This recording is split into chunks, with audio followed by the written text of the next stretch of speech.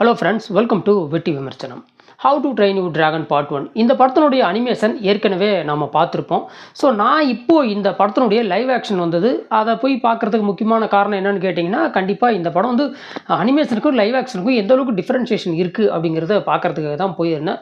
நிறைய விஷயங்கள் நல்லாவே பண்ணியிருந்தாங்க. குறிப்பாக இந்த படத்தினோட கதை அப்படின்னு கேட்டால், வைக்கிங் இன மக்களுக்கும் டிராகன்ஸுக்கும் ஆகவே ஆகாது. டிராகன்ஸை எதிரிகளாக நினைக்கக்கூடிய வைக்கிங் இன மக்களுடைய அந்த தலைவனோட பையன் கையில் ஒரு நைட் ஃபியூரி கிடைக்குது.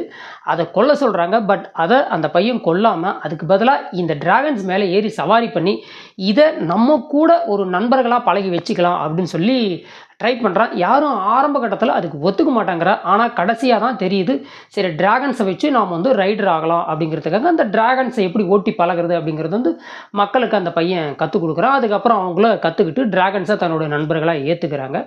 ஸோ இந்த படத்தினுடைய அனிமேஷன் வெர்ஷனை விட லைவ் ஆக்ஷன் வெர்ஷனில் நிறைய விஷயங்கள் ரொம்ப தத்ரூபமாக இருந்தது. ஸோ அனிமேஷன் வெர்ஷனில் வந்து 2 பாகம் வந்திருக்கு. இதில் இதுதான் இப்போ ஃபர்ஸ்ட் பார்ட்டாக எடுத்திருக்காங்க.